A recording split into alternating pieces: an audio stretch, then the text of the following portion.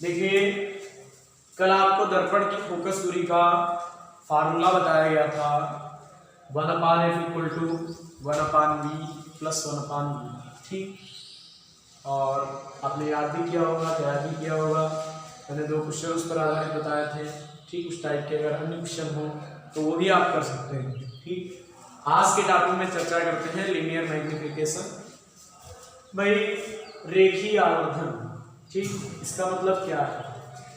जैसे कोई दर्पण है और दर्पण के सामने 2 सेंटीमीटर लंबी वस्तु को रखना है। ठीक, तो दर्पण द्वारा उसका जो प्रतिबिंब बने वो मान लीजिए 4 सेंटीमीटर का बने। ठीक, तो 2 सेंटीमीटर की वस्तु का प्रतिबिंब यदि 4 सेंटीमीटर लंबाई का बनता है तो इसका मतलब क्या है? इसका मतलब है कि प्रतिबिंब वस्तु के सापेक्ष दुगुना बड़ा बना है। ठीक, ये जो दोगुना बड़ा बना है, कितना बड़ा बना है? दोगुना बड़ा बना है। बस यही आवर्धन है। मतलब प्रतिबिंब का रेखीय आवर्धन यह प्रदर्शित करता है कि प्रतिबिंब वस्तु के सापेक्ष कितने गुना बड़ा है। अब आप खुद सोचिए, 2 सेंटीमीटर लंबाई वस्तु की, 4 प्रतिबिंब की। ठीक, तो दोगुना आपने कैसे निकाला कि प्रतिबिंब की लंबाई को ऊपर रख देते हैं और वस्तु की लंबाई को नीचे, तो 2 आ जाता है, दोगुना बड़ा। यही एम होता है। तो इस एम को जब डिफाइन करते हैं तो लिखते हैं कि प्रतिबिंब की लंबाई, ठीक, समझ रहे हो? प्रतिबिंब की लंबाई, लेंथ ऑफ इमेज, प्रतिबिंब की लंबाई तथा वस्तु की लंबाई, प्रतिबिंब की लंबाई आई और ऑब्जेक्ट की लंबाई जो है लेंथ ऑफ ऑब्जेक्ट, वस्तु की लंबाई ओ, इसका जो रेशियो होता है इसको हम कहते हैं रेखीय। ठीक, ध्यान रखना कि रेखीय आवर्धन, अब यहां पर 2 गुना 3 गुना जैसा हो, वस्तु 3 की है प्रतिबिंब 6 का बने, 2 गुना बड़ा बने। ठीक, वस्तु 1 की है प्रतिबिंब 4 गुना 4 लंबाई का बने, तो आवर्धन हो जाएगा 4। ठीक, तो इसकी डेफिनेशन हुई कि दर्पण द्वारा बने प्रतिबिंब की लंबाई तथा वस्तु की लंबाई के अनुपात को रेखीय आवर्धन कहते हैं। यहां पर लिख सकते हैं कि दर्पण द्वारा बने प्रतिबिंब की लंबाई, ठीक है, प्रतिबिंब की लंबाई, image length of image I, लंबाई, प्रतिबिंब की लंबाई को आई लिख सकते हैं, तथा वस्तु की लंबाई के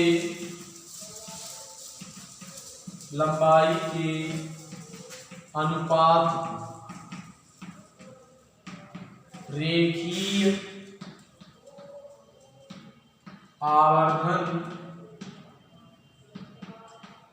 कहते हैं।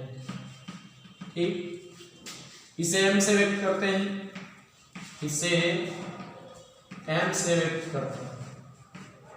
ठीक है, और एम इक्वल टू आएगा प्रतिबिंब की लंबाई आई बटे वस्तु की लंबाई ओ। ठीक, देखिए आवर्धन यह प्रदर्शित करता है कि प्रतिबिंब वस्तु के सापेक्ष कितने गुना बड़ा है, कितने गुना। ठीक, लिखेंगे, यहां पर लिख दे रहे हैं, आवर्धन यह प्रदर्शित करता है, आवर्धन यह प्रदर्शित करता है कि प्रतिबिंब वस्तु के सापेक्ष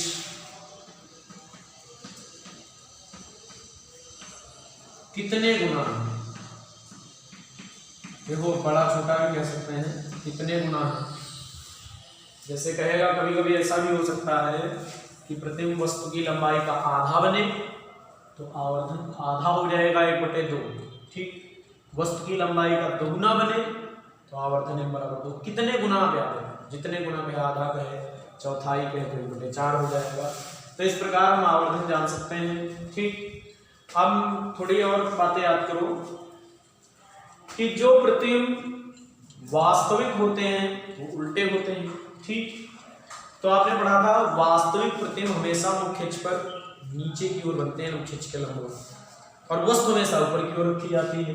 तो देखो जैसे ये कोई दर्पण है, ठीक, और इसके सामने हम कोई वस्तु रखें ये, तो वस्तु की लंबाई तो हमेशा पॉजिटिव ही होगी वो, और अगर प्रतिबिंब वास्तविक बना है तो उल्टा बनेगा, तो प्रतिबिंब की लंबाई आई जो होगी वो माइनस में। कैसा प्रतिबिंब? वास्तविक। और अगर प्रतिबिंब आभासी है, मतलब प्रतिबिंब ऐसे बना है पेंटेस वाला, ठीक, प्रतिबिंब आभासी है तो प्रतिबिंब की लंबाई प्लस में होगी। तो वास्तविक और उल्टा प्रतिबिंब अगर बनेगा तो प्रतिबिंब की लंबाई माइनस में, वस्तु की लंबाई प्लस। प्रतिबिंब की लंबाई माइनस में, वस्तु की लंबाई प्लस में रख देंगे तो ये वैल्यू ऋणात्मक आएगी। देखो प्लस माइनस समझ लेना, बड़े काम का है प्लस माइनस इसमें, कि प्रतिबिंब की लंबाई माइनस में कब होगी? जब प्रतिबिंब उल्टा बनेगा, मतलब मुख्य अक्ष के लंबवत नीचे की होगी। और प्रतिबिंब की लंबाई प्लस में कब होगी? जब प्रतिबिंब आभासी बनेगा, मतलब मुख्य अक्ष के लंबवत ऊपर की होगी। तो लिखेंगे यहाँ पे वास्तविक तथा उल्टे प्रतिबिंबों के लिए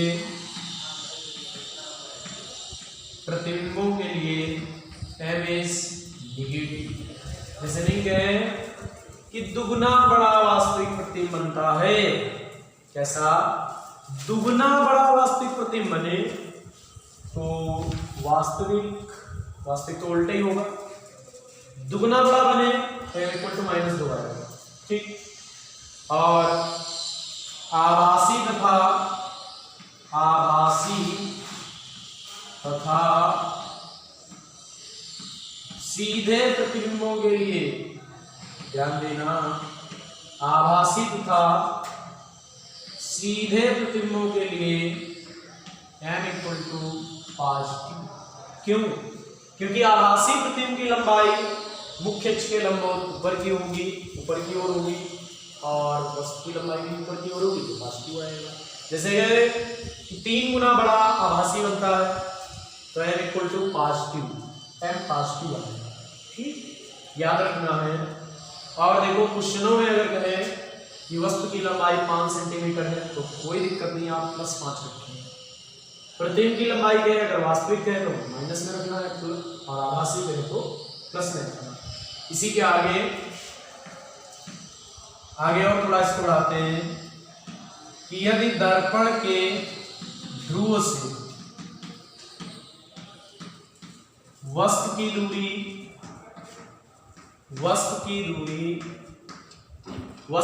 क्या हो? u, तथा प्रतिबिंब की दूरी हो v। ध्यान देना है सभी स्टूडेंट्स को कि प्रतिबिंब की दूरी v और वस्तु की दूरी u हो तो रेखीय आवर्धन m इक्वल टू होता है। याद रखेंगे जो I/हो प्रतिबिंब की लंबाई बटे वस्तु की लंबाई है, ये आपका होगा -v/। ठीक, -v/। देखो आपको इसकी जरूरत नहीं है, जैसे जरूरत होगा कहीं पर तो लिखेंगे इसको भी। कभी कभी वस्तु की लंबाई देता है, uv देता है, तो प्रतिबिंब की लंबाई पूछता है, तो आप I/हो को -v/u करेंगे, और ये भी ध्यान रखेंगे uv के चाहिए। और हमने आपको ऑलवेज u इज नेगेटिव, हमेशा u जो होता है नेगेटिव होता है, और v जो है ये वास्तविक के लिए नेगेटिव होता है, आभासी जो वर्चुअल इमेज होते हैं उनके लिए भी पॉजिटिव होता है। ठीक, तो इस फार्मूले को आप ध्यान रखेंगे, m बराबर I/हो बराबर -v। ठीक, इस पर आधारित अभी आपको न्यूमेरिकल बताते हैं इस टाइप का कैसा न्यूमेरिकल हो सकता है। ठीक, तो न्यूमेरिकलों में अधिकतर दिया होता है कि एक वस्तु की लंबाई 5 सेंटीमीटर दी है, ठीक, और एक दर्पण दिया है जिसकी वक्रता त्रिज्या वगैरह देगा, ठीक, या फोकस दूरी देगा, और कहेगा इतनी दूर रखी वस्तु के प्रतिबिंब की स्थिति और लंबाई है। ठीक, तो क्या करेंगे, कैसे हल करेंगे? तो देखो एक वस्तु है मान लीजिए कहा जाए वस्तु 5 सेंटीमीटर लंबाई की, तो मैंने बोला ओ इज पॉजिटिव, क्योंकि ओ वस्तु को आप ऊपर की ओर रखेंगे मुख्य अक्ष के लंबवत, तो इक्वल टू 5 प्लस का हो जाए, ठीक। और एक दर्पण है जिसकी वक्रता त्रिज्या मान लो 20 सेंटीमीटर है और दर्पण अवतल है, तो अवतल दर्पण के लिए वक्रता त्रिज्या ऋणात्मक होती है, और यदि दर्पण उत्तल होता तो वक्रता त्रिज्या धनात्मक होती, तो प्लस का लिखते हैं, ठीक। और दर्पण से 15 सेंटीमीटर दूर रखी, मतलब वस्तु की दूरी 15 सेंटीमीटर है और वस्तु की दूरी हमेशा कैसी होती है, ऋणात्मक होती है। रखी वस्तु के प्रतिबिंब की स्थिति तथा लंबाई है। क्या करेंगे आप, कैसे हल करेंगे, बहुत आसान, कि r दिया है हमें, f तुरंत निकाल लेंगे, f बराबर r/2, r का मान कितना है, r का मान -20 बटे में 2, तो क्या आ जाएगा माइनस का 10। फोकस दूरी दर्पण की मिल गई 10 सेंटीमीटर, चूंकि ये दर्पण जो है अवतल दर्पण है। इसके बाद आपको u दिया गया है, v नहीं मालूम है, तो दर्पण का फार्मूला यूज करेंगे, 1/f = 1/v + 1/u। 1/f का मान माइनस का 10, 1/v में निकालना है 1/u, u का मान 15, ये माइनस यहाँ में -15 है, ठीक। अब क्या करें, इसको इधर ले आए, तो -1/10 + 1/15 1/हर बराबर कर लेना, 30 आएगा, यहाँ पे माइनस का 3, यहाँ पे प्लस का 2 बराबर 1/v। इसके बाद v इक्वल टू आ जाएगा यहाँ से माइनस का 30, भाई यहाँ पर बचेगा -1 और नीचे 30, तो v इक्वल टू माइनस का 30 सेंटीमीटर आएगा। अब हमने निकाल लिया कि प्रतिबिंब बनेगा दर्पण से 30 सेंटीमीटर की दूरी पर, लेकिन माइनस का v होने का अर्थ है कि प्रतिबिंब दर्पण के सामने बनेगा 30 सेंटीमीटर की दूरी पर, ठीक। और जो प्रतिबिंब दर्पण के सामने बनता है वास्तविक और उल्टा होता है। अगर प्रकृति इसमें पूछता है तो प्रकृति हो जाएगी वास्तविक तथा उल्टा। अब इसमें पूछा है कि प्रतिबिंब की लंबाई कितनी होगी, तो बहुत आसान, प्रतिबिंब की लंबाई आप कैसे निकालेंगे, रेखीय आवर्धन का यूज, ठीक। रेखीय आवर्धन को यूज करेंगे। देखिए m बराबर क्या पड़ा, I/O किसके बराबर है, -v/u, तो इतने ही प्रतिबंध लगा देंगे, I/O = -v/u। m की कोई आवश्यकता नहीं है, I का मान हमें ज्ञात करना है, O का मान हमें दिया गया है +5 सेंटीमीटर। वस्तु की लंबाई हमेशा वस्तु मुख्य अक्ष के लंबवत रखते हैं, वस्तु की लंबाई धनात्मक ही होगी, ठीक। प्रतिबिंब निर्भर करेगा वो कैसा बना है, माइनस लगा लिया ये वाला, v आपका निकला -30 और u आपका कितना निकला है, या u पता था हमें माइनस का 15, ये माइनस प्लस हो जाएगा। I इक्वल टू आएगा 15 दूना 30, 5 दूना 10, वो भी आएगा माइनस का। प्रतिबिंब की लंबाई निकली 10 सेंटीमीटर और प्रतिबिंब की लंबाई निकली है -10 सेंटीमीटर। इसका मतलब ये जो प्रतिबिंब बना है ये मुख्य अक्ष के लंबवत ऊर्ध्वाधर नीचे की ओर बना, मतलब कैसा, उल्टा। अगर आप यहां से आइडिया नहीं लग रहा है v माइनस में, पहली बात ध्यान रखना, यहीं से पता चल गया प्रतिबिंब वास्तविक उल्टा। अगर ये ना आइडिया लगे कि प्रतिबिंब वास्तविक उल्टा है, तो प्रतिबिंब की लंबाई देखो, प्रतिबिंब की लंबाई कैसी आई, माइनस में, और माइनस में प्रतिबिंब की लंबाई यही बताती है कि ये प्रतिबिंब उल्टा है, और उल्टा प्रतिबिंब कैसा बनता है, वास्तविक। तो इस प्रकार हम प्रतिबिंब की लंबाई या v के मान को देखकर ही बता सकते हैं कि प्रतिबिंब की प्रकृति कैसी है, और इसकी सहायता से हम प्रतिबिंब की लंबाई ज्ञात कर सकते हैं, ठीक। देखिए स्टूडेंट्स, आपको नेक्स्ट न्यूमेरिकल एक अच्छा सा न्यूमेरिकल है जो रेखीय आवर्धन पर ही आधारित है। एक अवतल दर्पण से 30 सेंटीमीटर दूर रखी वस्तु का 3 गुना बड़ा, ध्यान रखना, 3 गुना बड़ा प्रतिबिंब बना। देखो अवतल दर्पण से ऐसा हो सकता है, बड़ा प्रतिबिंब वास्तविक भी हो सकता है, बड़ा आभासी भी हो सकता है। उत्तल में हमेशा छोटे प्रतिबिंब आभासी ही होता है। तो कह रहा है एक बार आभासी 3 गुना बड़ा बना है, एक बार वास्तविक 3 गुना बड़ा बना है, प्रतिबिंब बना है, तो प्रत्येक दशा में दर्पण की फोकस होगी। तो देखिए कैसे इसको हल करेंगे। 30 सेंटीमीटर दूर रखी वस्तु, तो वस्तु की दूरी हो गई 30 सेंटीमीटर, ठीक है। और हमने बताया था कि वस्तु की दूरी जो होती है वह हमेशा निगेटिव होती है। वस्तु हमेशा बाईं ओर रखते हैं इधर, तो वस्तु की दूरी क्या होगी, निगेटिव होगी। 3 गुना बड़ा, तो आपको अभी हमने बताया कि रेखीय आवर्धन 3 गुना बड़ा आभासी, जब प्रतिबिंब आभासी होता है तो रेखीय आवर्धन धनात्मक होता है। तो रेखीय आवर्धन m बराबर यहाँ पर हो जाएगा, रेखीय आवर्धन m इक्वल टू प्लस का 3, ध्यान देना प्लस का 3 होगा, ठीक है, रेखीय आवर्धन प्लस का 3 हो जाएगा। तो हमसे पूछा गया है कि दर्पण की फोकस दूरी क्या, ठीक। और जो आपका दूसरा क्वेश्चन इसमें दिया है उसमें जो रेखीय आवर्धन है वो वास्तविक प्रतिबिंब बना है, तो उसके लिए रेखीय आवर्धन m इक्वल टू है माइनस का 3। इसमें भी है फोकस दूरी दर्पण की पूछी, तो बहुत आसान, आप घबराएंगे नहीं बिल्कुल। जब प्रतिबिंब आभासी है 3 गुना बड़ा, कितने गुना बड़ा है रेखीय आवर्धन बताता है, m प्लस का 3 हो गया, प्रतिबिंब आभासी है।